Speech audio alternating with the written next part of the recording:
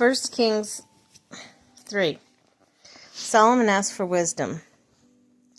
Solomon made an alliance with the Pharaoh king of Egypt and married his daughter.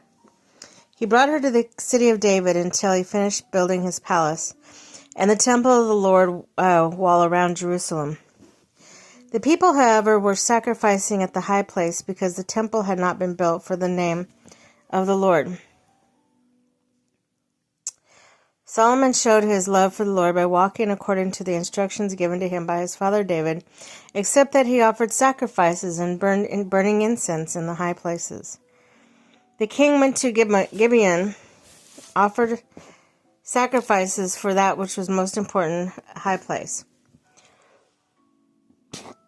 And Solomon offered 1,000 burnt offerings on that altar.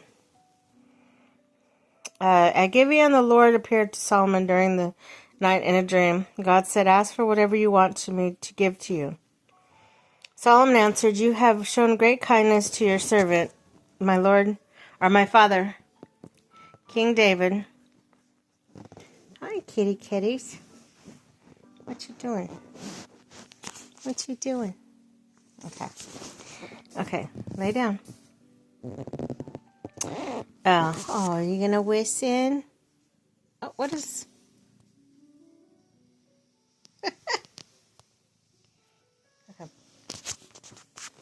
Okay, so the king went to Gibeon to offer sacrifices for that which is most important in the high place. So Solomon offered 1,000. Oh, look at the babies. Okay, no more. At Gibeon, the Lord appeared to Solomon. Okay, ask what you want. Solomon answered, "You have shown great kindness to your servant, my father David, because he was faithful to you and righteous and upright in heart. You have continued great kindness to him and have given him a son to sit on his throne to this very day. Now, my Lord, my God, you have made your servant king in place of my father David, but I am only a little child and do not know how to carry out my duties. Your servant is here among the people you have chosen, a great people, too numerous to count or number. So give your servant a discerning heart to govern your people and to distinguish between right and wrong, for who is able to govern this great people of yours?" The Lord was pleased that Solomon had asked for this. So God said to him, "Since you have asked for this and not for long life or wealth for yourself, nor have you asked for the death of your enemies, but for discernment and administering justice, I will do what you have asked. I will give you a wise and discerning heart, so that there will never have been anyone like you, nor will there ever be. Moreover, I will give you what you have not asked for, both wealth and honor, so that your lifetime you will have no equal among kings.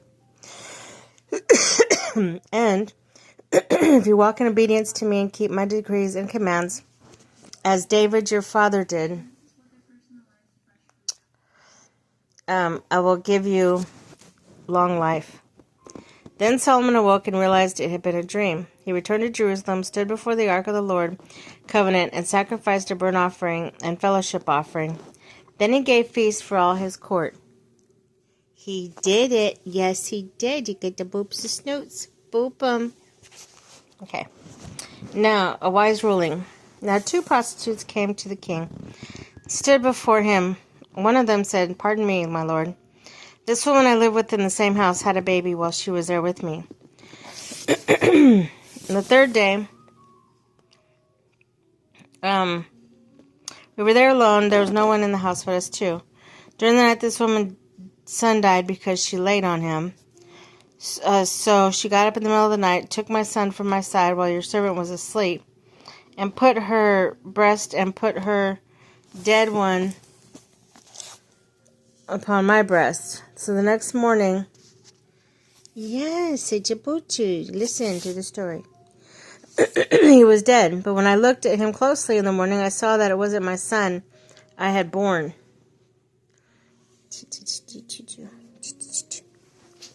You're so cute. Yes, it was. Okay. The other woman said, "The living one is my son, the dead one is yours." But the first one insisted, "No, the dead one is yours, the living one is mine." And so they argued before the king. The king said, "This one says, 'My son is alive, and your son is dead,' while that one says, 'No, your son is dead, and mine is alive.'"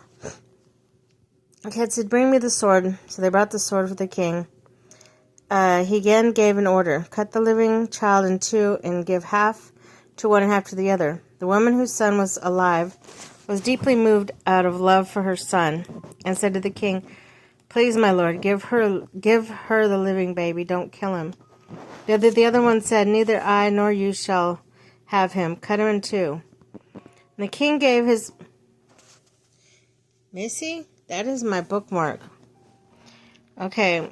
When the Israel heard the verdict the king had given, they held the king in awe because they saw that he had the wisdom from God to administer justice.